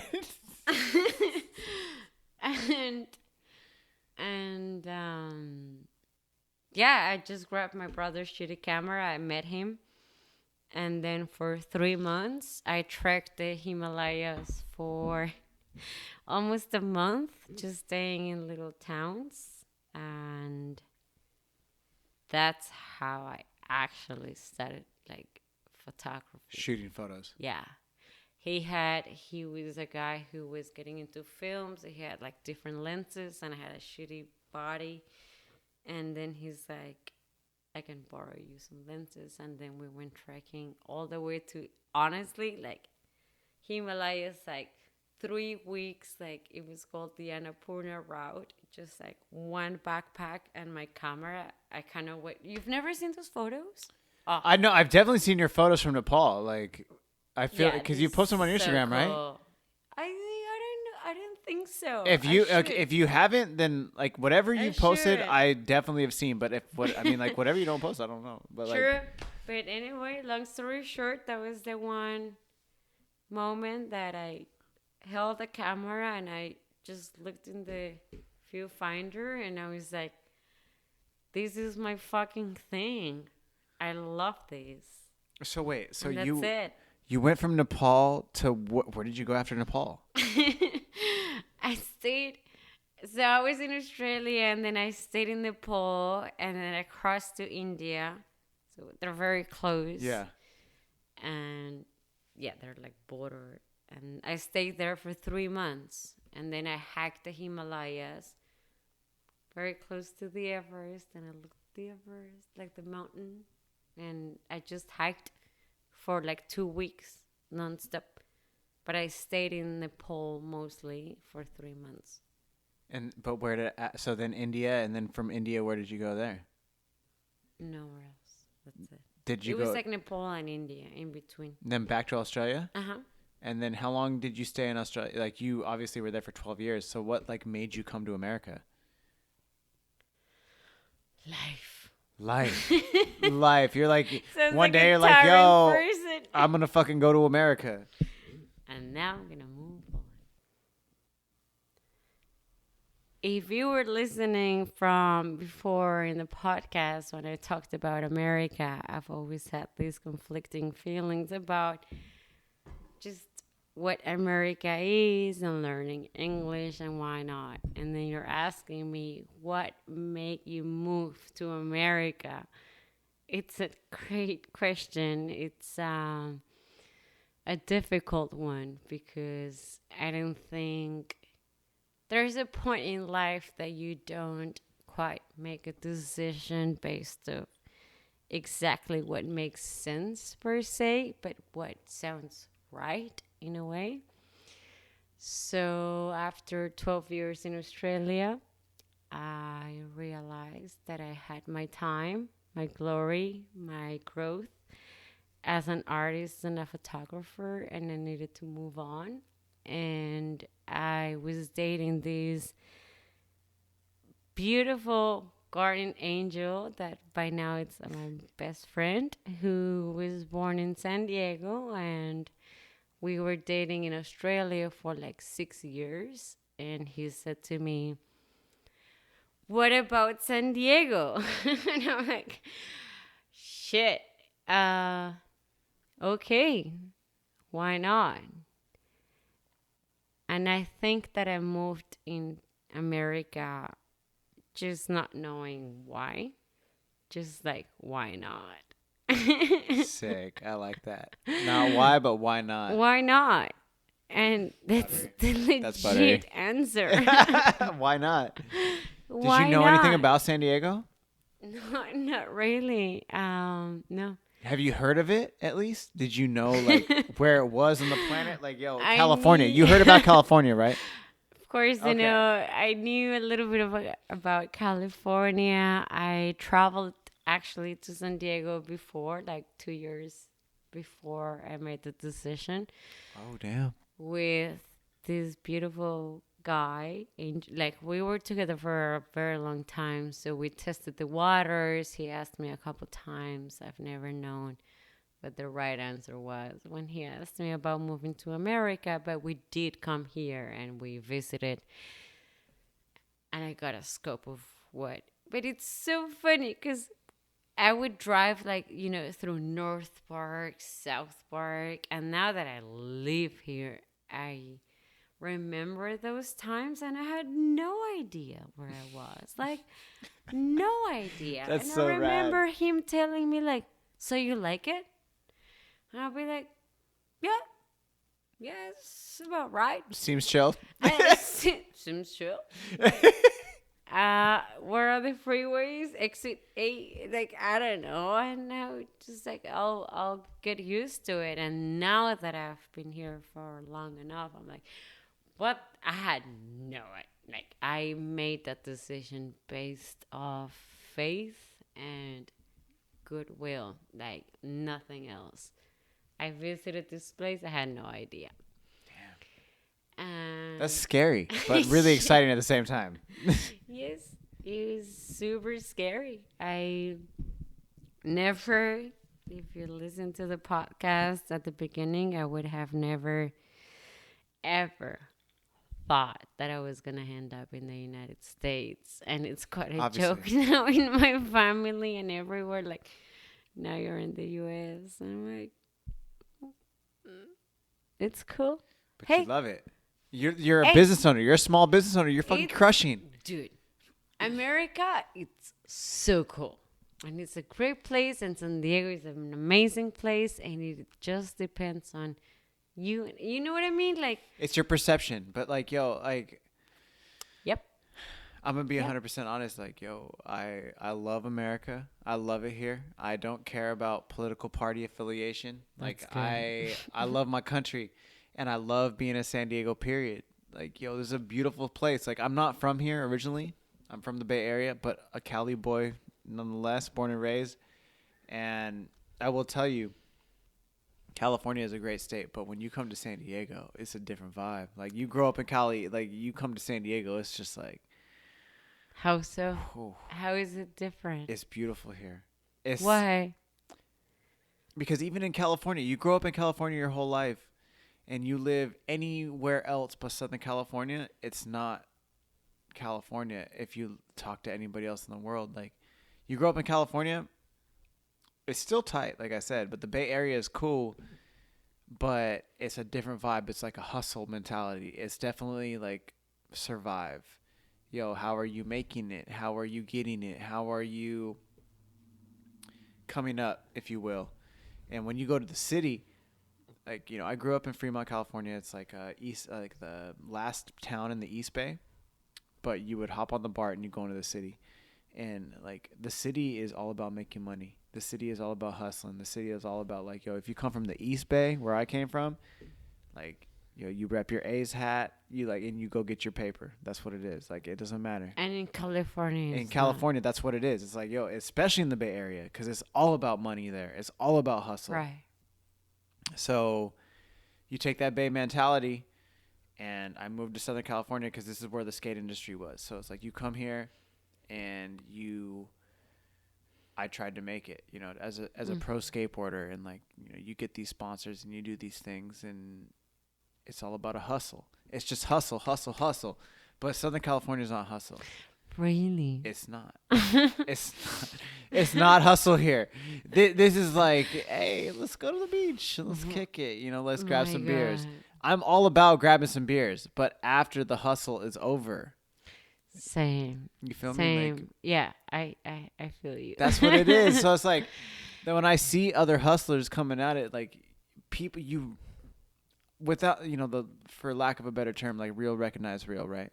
You see, you recognize other people who are doing just as much or doing more, and you either want to be a part of it or you want to talk to them and see, like, what are you doing? Yeah. You feel me? Like, yeah, I feel you. Dude. You have to surround yourself with people who want more, no matter where you're at. But when you're in America, that's a very complicated question. Is it though? Remark. Yes. Is it though? Because you think about it this way. I know you're not born here, so you're not like an American in that sense. No. But if you think about like when you're born and raised with like American values, and I say this not trying to be like a dick about it, is America is raised off of like blood, sweat, and tears. Whether if it's off their own backs or people that they fucking brought over here, regardless of like through slavery. This whole country is based off of fucking hustle. And it's whether hustle from the people who didn't want to be here or it's hustle from the people who were just being fucking lame. And regardless, everybody to this day is about the hustle. You look at New York, you look at fucking people on the East Coast, you look at people like who are in the original 13 colonies, everybody's about the hustle. You talk about people who come in here and they're making a better life for themselves. What is it? It's hustle. It's fucking people who came over here on the Mayflower, like people, not the Pilgrims, sorry, that's the wrong, Ellis Island. Ellis Island. People coming here to have a better life and to make something better for themselves. To me, that's hustle. Everybody came here to make something better, and those people who came here, our country was born off of hustlers. Like, you take the negative aspects of the slavery, and you take about like all these like underscoring racism things. Yes, those are there, and those suck, and that's a really negative part of the country. Period. But those are hustlers. But too. Everybody was hustling. Those people got out of there, and they made a better life for themselves. Everybody who came here from those other countries, they came here and they hustled and they fucking made a better life for themselves. Period. So that's what I want to talk about. It's like, it's always about the hustle, and it's always about people trying to like better themselves. I will never hate on that. Like, I don't give a fuck if we share the same views, but hey, you hustled to get to a better life. Respect. Like 100%. Right. Feel me? So, I mean, correct me if I'm wrong. You're saying that the hustle in America, regardless of where it comes from, it's the a real hustle. deal. It like Our country is based off of hustle. Like, we're the youngest country on the whole fucking planet. Like, we've been together. Like, our country has been what? Like, our constitution has been functioning for a little roughly under 300 years. 300 years. South America has been more countries than us for longer. For thousands. longer than that. I mean, Europe, there's- thousands, longer. millennia. Like, For longer than I that. fuck with America. Like, yo, I think America's tough as fuck. Like, yo, we're just a bunch of hustlers. Or you're a bunch of teenage hustlers, but we're hustlers. Like, in the scheme of life, America's the youngest hustler on the block, and we're just trying to make them. We're just trying to make a mark. And that's what I think about every time I think about like you. I think about Leov. I think about Tyler. I think about Cass. Like, Yeah. Everybody who Yeah. fucks with Caffeine and Green is a hustler. Everybody who's like, that's why like the people who fuck with Caffeine and Green, like I call them hustlers, like because I see you maybe more than you even see yourself. Like I see the I drive have in no you. doubt. You feel me? Thank Like you. Yeah. I see that in you specifically. Like yo, the drive that you have, the passion that you have, Yeah. that can't be denied. It Mm-hmm. can't and it will not be. And that extends to you, that extends to Leah, to Tyler, to fucking Cass. You're my ladies. And like I think in all intents and purposes, like if I come up, y'all definitely come up and I want to see y'all succeed more than even me. So hey, fuck it, let's go. Yeah. Like that's 100, that's 100. Like let's keep it going. Like I said, a rising tide raises all ships. Mm-hmm. Let's go. I You feel me? this is a hard this is a hard place for me to just like pitch in. After that was beautiful. But I mean, I think Hey, though, like it's you for can though. sure. And I will. I think what you said, it's so spot on. It's beautiful. It makes all the sense. Like I get it. I feel it. I feel it in my bones. Yeah. Since I got to the US, since I have interacted with you, since I've known all of you, like Leah, everyone. It's when you put like the country like as a whole, that they're just, you guys are hustlers. I believe that 100%. It's quite hard to delineate who's hustling and who's defending, if it makes any sense. And that's like a matter of perspective, just like as anything in the world. And I really don't want to take parts on that, Yeah. you know, No worries. because it's. You're good.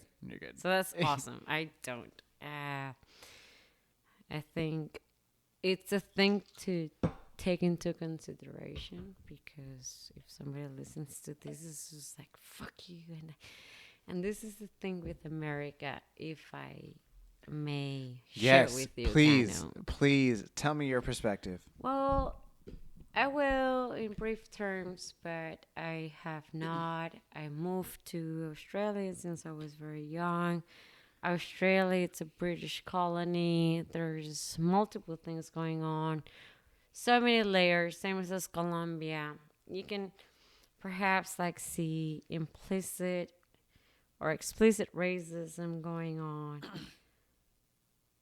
Every country has its complexities, but the United States of America, it's like a crazy thing. The US to me, it's like a monster that I'm trying to figure out, because it's so aware of its flaws, but it's so proudful of its greatness, if it makes any sense. It's a very complicated country to balance out in between what's doing wrong and what it's very good at. We're almost an oxymoron because we have just as many people saying how bad we're doing to the amount of people who are saying we're doing amazing. It's just exhausting. It's almost it's a walking oxymoron, because like one day you're doing this and then another day this is happening. It's exhausting. Yeah. It's exhausting, and I think America is exhausting. It's exhausting in the sense that it's got everything, but it lacks so many other things. And it's just a battle in between. Agreed. Identifying what's lacking, in the sense of compassion, like small businesses, drive, all of the things. And then you have identity, like all of these things that represent America, like that are so great. But there's just no balance. I don't know how to explain it. It's a very I get it. thing in America. I get it, and I hope to only try to get this across to the people who have traveled. Mm-hmm. Because everything that you're saying serenades with or resonates with me in the sense that if you've traveled outside of the US, especially deep overseas, I'm talking like Africa, Middle East, Europe, Eastern Europe, America, it's almost like a land of promise. Mm-hmm. But you don't live up to that promise. And then you get here and you thinking one thing is going to be a certain thing. Because, I mean, like, coming from a person who's lived in other countries, when I lived in France, it was like the weirdest thing to me. Adapting to their culture, adapting to their way of life, adapting to everything. How do you feel about adapting to them every day? To be honest, it was very interesting because my mom was my only person. I know you know this. Like, you have your one person. You're in a foreign country. Mm-hmm. You have your one person that you can speak your language with. Mm-hmm. My mom was that only person. My mom was the only person I spoke English with every single day. And it was challenging, but it was also super fun and super scary. Mm-hmm. Mm-hmm. But I loved living in France. I thought it was amazing. I loved going out every day and speaking French and not speaking English at all. And then coming home and my mom would just yell at me in English, which is funny because it's almost like it was almost like what you hear Mexican families deal with here. It's like, oh, I speak Spanish at home, but I speak English everywhere else. It's like that's what it was when I was living in France. It was everywhere else. It was français. It was français. Like, oh, bonjour, comment tu l'appelles? That's fuck, awesome. like, comment tu? Fuck, what did I say? How are you? Like, that's what. Comment tu t'appelles? No, Comment tu t'appelles? Is that what it is? How are you this morning? Like something along those lines. And I can't remember, but it was those things. And then in the morning, it was like my mom would be like, "Oh, hey, sweetie, how are you?" And I'd be like, "Oh, thanks, mom." Like, What were you living there? I lived there. Because my mom moved to France. She moved as a foreign exchange student. Yeah, and so when she moved, I'm a mama's boy. Like, I'm not gonna lie. Right. Like, my mom moved. I'm like, oh, I'm not gonna fucking stay here with my pops. Like, yo, like, come on now. And so my mom, yo, bless her, she fucking tried to figure it out. She was like, yo, if you come here, like, the fucking school transfers their credits. Mm-hmm. So you'll be all right. You can do like half the year in France and you'll be all right. And I was like, all right, tight, so I'll come. So I came, I chilled, and then I was in the class. Are you all right? Oh, shit.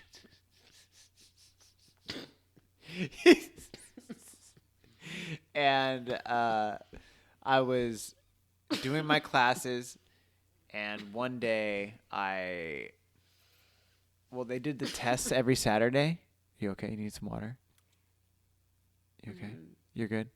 Okay. Mm-hmm. I'm good. Okay. So we did all the tests on a Saturday, and Wait, what? the tests that I would do in France, and when I lived in France, Uh-huh. I would do the tests on Saturdays at the school. Every test that was taken for every class, Monday through Friday, we would take on like a Saturday. That's how the classes were always done. And then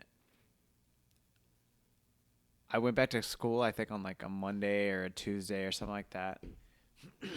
I don't remember the exact logistics of it, but I went to school at some point and I went in a sweater and some sweats. And that was unacceptable in France. When you left your house, you always wear like jeans, a jacket. You look nice. Mm-hmm. I was looking like a bum. And I was wearing like an Abercrombie and Fitch hoodie and like some like regular sweats, and like I had my headphones around my neck, and that was like not okay. And I was sitting in the class and he handed me back my paper, and he said to me, like, I got an F on the French Revolution.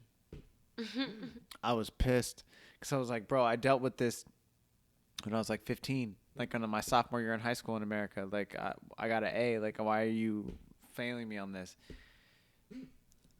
Kind of a stupid question if you think about it, because I was in France and I'm learning about the French Revolution. Like, okay, fair enough, right? But what pissed me off is that this dude was like, "You didn't quote me." So he said to me, my teacher, Mr. Walker. He was a British man, white guy, long hair. It was silver gray. It was ugly. He was an ugly human. And he said that I didn't quote him in my paper. And I was like, why would I quote you? You didn't write the book. That pissed him off. He proceeded to call me a stupid American. When he called me a stupid American, I got mad pissed. And so there was only like 3 people in the class, me being one of the 3. And it was like this French dude who sat to the left of me and a Scottish dude who sat to the right of me. And so he called me a stupid American. I was like, "You okay? Like, what did you call me?" And he was like, "You're a stupid American." He said it for a second time. So on the second time he said it, I stood up. And as I stood up, I flipped the desk over. No. And then I kicked over the chair. I shit you not. This is on my life. All my life. I swear to God. Like, I flipped over the desk and I kicked over the chair. I was like, say it again. By this point, he'd already called me a stupid American twice. And he was like, stupid American. And I was like, fuck you. And I just like walked out, and I like had my backpack on, and I had my headphones around my neck, and I fucking had my CD player. It was a non-skip. And because there was definitely no MP3 players at this point. I love this. And I like opened the door and I turned around to him and I just flipped him off. And I was like, oh, wait. In America, this means fuck you. And I gave him like the single finger up. I was like, wait, you're British though, right? So I flipped both my fingers off to him. And I was like, can you read that?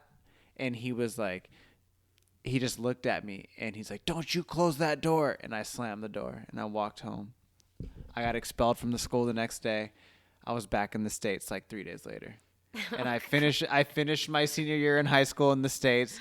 And what was tight, though, is that when I got back to the States, I mean, it wasn't that tight, but like when I got back to the States, my high school was like, hey, we're really glad, even though you were gone for like 3 months, we're really glad you came back when you did, because you would have had, you wouldn't have been able to graduate with your senior class, because I would have fallen behind, because for some reason the grades didn't translate from that school. So all the work I did over there for 3 months, it didn't matter for nothing. So I had to do 3 months of homework when I came back to the States, which was like kind of bullshit. But it worked out and I graduated on time. But yeah, that was that. And that was that. Hey, I have a lot of questions, but this is not my podcast. Dude, if you want to talk, we can talk. Ask a question. What do you want to ask? Well, I mean, how did that experience make you feel? You know? What did you learn? Like, what did you take back from that experience? Not only just because of like, hey, fuck you, you know? I'm American. Just like, how did that interaction felt? I'm gonna, to be 100% honest. At first, it was very much like "fuck you," like "fuck you" to France, "fuck you" to those people. But then it made me realize, like, it wasn't even the French people that made me feel that way. So it was a British man, a dude from the UK, like that was being a fucking bitch in my opinion. Mr. Walker, if you're out there, fuck you. Still to this day, like. That's forever, but like you call that petty all you want, but like if that fool ever hears this, it's no love. There's never no love for you, bro. Period. Appreciate but fuck you. Yeah, fuck you, bro. Like I'm not above saying fuck you for life. Like I'm 100% like, yo, you cross me, like you're done. Like I don't care. Some people call that a fault, but like that specific interaction with me in my life, it wasn't even that dude called me a stupid American that got me pissed off. Like when I got expelled from the school, there's obviously a language barrier. It's a French and English barrier. and in the schools there, they don't call them head principals. They call or a principal. They call them headmistresses or a or whatever. And I had my headmistress who was the principal, and then so it was a headmistress. It was my teacher and my counselor. This motherfucker called my mom a stupid American. He was like, my mom was like talking to like the teacher and trying to like kind of get me to stay in the school because it was a good school. And then this guy was like, oh, da, da, da, da, da. Typical another stupid American. As soon as he called my mom a stupid American, when my mom stood up, she didn't say nothing. She's just like, Kano, let's go. I know. And she was like, he's going to be back in the States in like a couple of days. Don't even worry about it. Like, he's not going to stay here. And it was like, that taught me a little bit of class. I won't lie. Like, my mom taught me a little bit of class because, like, yo, this guy was being like mad disrespectful. And my mom was old enough to know. I don't know how old she was. To be honest, I don't know how old she was. But, like, she was old enough. And my mom was like, nah, like, you're not going to, like, my son's not going to take this disrespect. You're not going to take the, like, she wouldn't take the disrespect. But how did that shape me? I think, you know, being a skateboarder, my homeboy Marek Saprajny, he was from Slovakia and he didn't know anybody in America. And the first day he literally got off the plane, I met him and we went skated. And he fucking ripped and he just killed it. And like the owner of the company that brought him out from Slovakia was like, hey, can he stay with you? And that fool stayed with me for 3 months. And it was like hearing about his story about the hustle and his story about how he came from Eastern Europe and came from like Czechoslovakia and how he barely spoke English when I met his ass. And he stayed at my house as long as he wanted. And it was just like smoke weed, skate, chill. I don't know, man. Like, it made me just kind of realize, like, hey, don't ever fucking be rude to people who don't speak your language. Because even though they don't speak your language, it doesn't mean they're not fucking smart. And it doesn't mean they don't know what the fuck they're trying to get across. So be respectful. In a weird way, because I was mad disrespectful to that to that dude, but I feel mad disrespected by him. So it was like two negatives made a positive in a way, if that answers the question. But like that to me is what that I walked away from that. I'm gonna pretend that this podcast is over, and I'm gonna say to you that that's why I really appreciate you, and I don't think this happens very often. You have a huge heart and capacity of seeing people beyond their perhaps limitations or like Capabilities. like whatever delineates like them, you know, we are delineated by whatever you call it, like geographically, you know, culturally, language, like we are delineated and we are defined, whether we like it or not, by multiple factors that when we started the podcast we addressed that, and it's cool. It's just the truth and you can't deny that. And now just hearing you, it's just so cool because I think you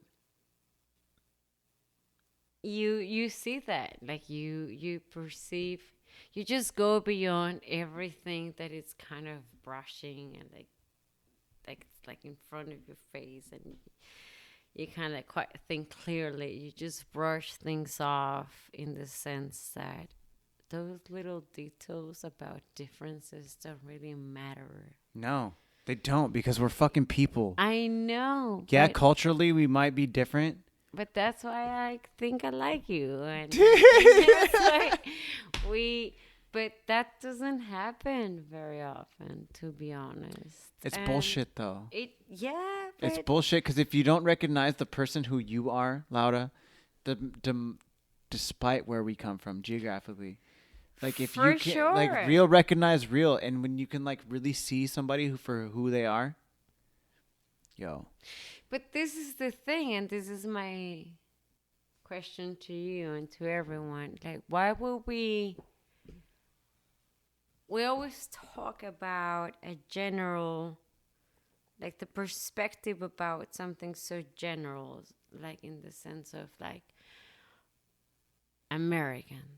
Like, I'm gonna talk to you and you're just an American, and why wouldn't I just like talk to you as just like an individual? I don't care where you were from, where you were born. I just care about what you stand for and what you believe on and what you want to carry Yeah. on. That's it. Mm-hmm. Like,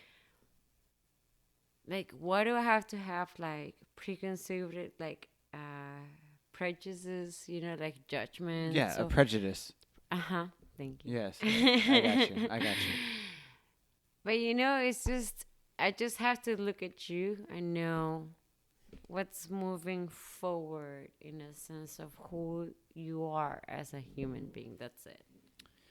And it's super hard. Like, I mean, I have so many people questioning me, like, why are you in America? Like, why are you in a place that is so filled with anger and hatred? Because it's not all anger and hatred.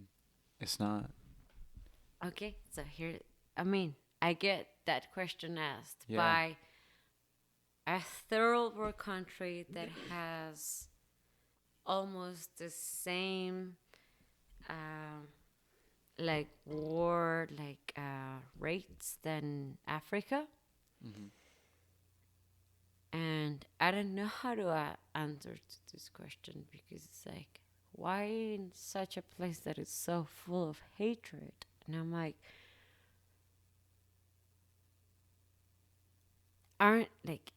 is it a place that it's just so honest, that it's so like explicit, that it's like full of hatred, or you're so, I don't know how to explain it. No, you're fine. You're fine. Keep going. Keep going. It's like we're both living in very parallel Universes? realities and universes where hatred is present. It's just It's the dominating factor. Yeah, I mean, it's the same. Colombia is the same. The United States is the same. Everywhere is the same. There is so much hatred for some reason in the world. That's just the end of the story. But then the way that you address it and you acknowledge it, right? So I have all of these people asking me, how can you live in the United States where there's so much hatred and people just killing each other, like dying? And I'm like, have you forgotten, like what's going on, like right across the corner of you, like your neighbor? It's like, what's the difference? Mm-hmm. And I still don't know. I really don't know. But I think, I mean, that comes with time, though. I think to that point, I will definitely say I think it comes with time of being here to understand. I mean, I don't think we're any different from any other country. It's just, yes, I mean, obviously, depending on where you are geographically, we are obviously different. But in the sense of like Southern America or South America, when like you have the cartels who are bringing in like certain things that bring a different aspect to the country. mm-hmm. But as a whole, there's a lot of people who are here that are doing positive things, that are trying to make a difference.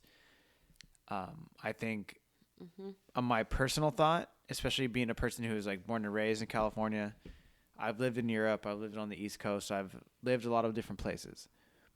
I've gotten to experience a lot of different things. I definitely would say we are a forming country, a country that is still very, very young, that is finding its way, that will, with a positive outlook on it, like show that its true intentions as a country will be positive in the end. In the end, who knows when that is? It's infinite. It's non-definitive almost, but like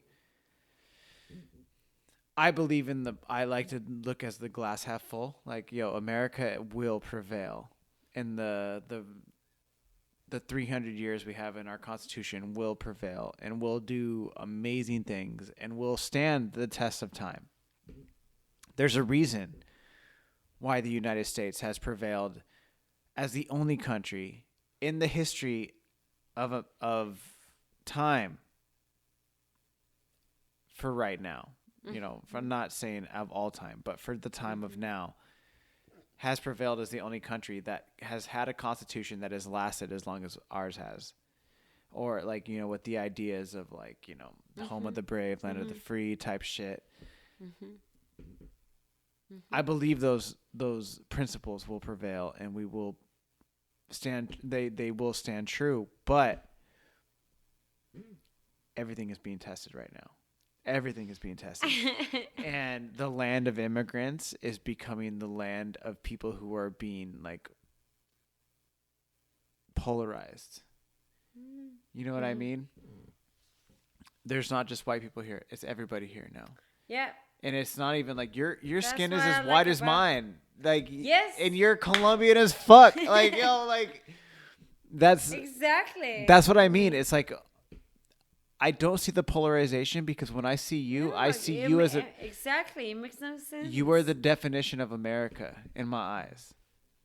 Period. And that's one being 100% real. There's it's no so relative, I think. It is definitely relative. When I look at you, you're an American to me, because you know why? Because you did not come from here, and you fucking made it here. Period. Interesting. Period. That's America. You ain't from here, but you made it here. You feel me? I feel you. That's what it is. That's what it is, baby girl. Like, I feel you. All right. Well, dude, we've done over 2 hours. We're gonna cut this shit out. No, I fucking that is cut up, because we cut it up before that, and this is 2 hours with it already cut up. No way. Yes. See? We have to stop. See? That's what I'm saying. Okay. All right, Laura. I appreciate you to the utmost. You have helped Caffeine and Green to get where it's at today. This will not be the last time you're on the show. I hope not. Definitely Clearly, not. it's not. It's not. I have a lot more to say. Dude, we have so much more to say, but like we're already at 2 hours, and we're well over that 2 hours. So, good. Yeah. Hey, thanks, Hey, kind of. Thank you. I appreciate you. I appreciate you too. Thank you. Let's get it. All right. The next time we will have a lot more to talk about. Peace. Peace. Yes, thank you so much, Laura. That was an amazing conversation. Definitely towards the end there got a little drunk, but it was good nonetheless.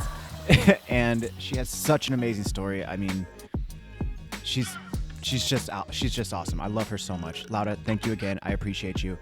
And also, I appreciate all of you wonderful people who keep listening to Caffeine and Green every single week and showing that mad love and support. So thank you to all of you guys. I see all y'all. And if you guys haven't already, head over to caffeineandgreen.com today, or caffeineandgreenroasting.com today. Check out that It's a blend. It's dark, it's chocolatey, it's bold, and also that new victory lap from our homegirl, Leov Clockley. And guys, thanks again so much. I really appreciate you guys. Stay safe out there. Tell the people that you care about that you love them. Wear your mask, stay safe, and I will see y'all next week. Peace!